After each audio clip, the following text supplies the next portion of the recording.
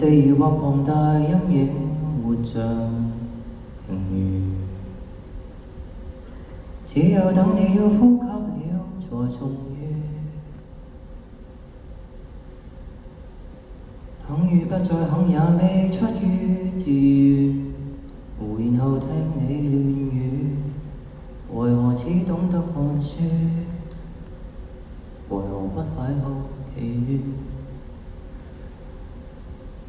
突然又容納殘舊陰影暫住，曾想像天要下雨，想與不要想不牽涉贏與輸。我是我間中跟你一些記憶共處，也不再忌諱同住，如皮膚即使碰雨，從無發現亦痊癒，能暫時懷念某種老朋友，不過未能共享一葉舟，彼此懂處身洪流，如何掙扎沉浮，便回想起當初手牽手也顫抖，就弄明白眼前這對不是該相守，如輪迴連旁流在當下也逐漸消瘦，如葉有枯榮輪流，命像悼念長壽。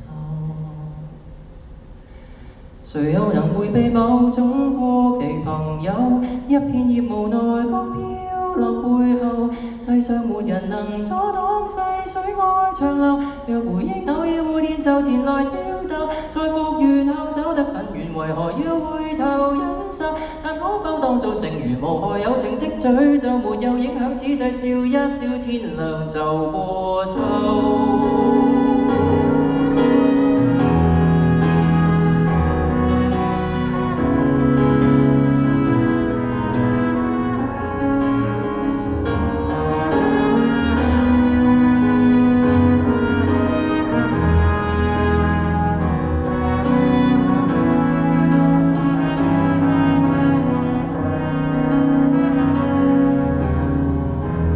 就原諒迴避水中滴流，其實沒需要自救，刻意擺脫什麼非永恆這對手。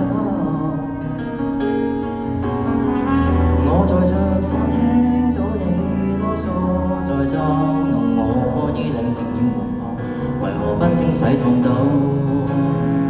為何結局亦殘舊？能暫時懷念某種老朋友，不過未能共享一葉舟，彼此都處身洪流，如何掙扎沉浮？回想起當初手牽手也顫抖，就弄明白眼前這對不是該相守，如輪迴連旁流在當下也逐漸消瘦，如葉有枯榮輪流，命像悼念長壽。誰又能迴避某種過期朋友？一片葉無奈剛飄落背後，世上沒人能阻擋細水愛長流。若回憶偶爾會電就前來挑逗，在復原後走得很遠，為何要回頭忍受？但可否當作成如無害友情的詛咒，沒有影響，此際笑一笑，天亮就過秋。某種老朋友，各撐一葉舟，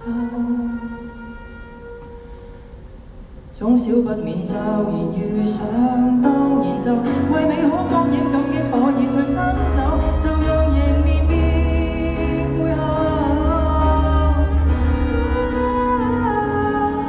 沒有傷春的我看一看枯葉伴晚秋，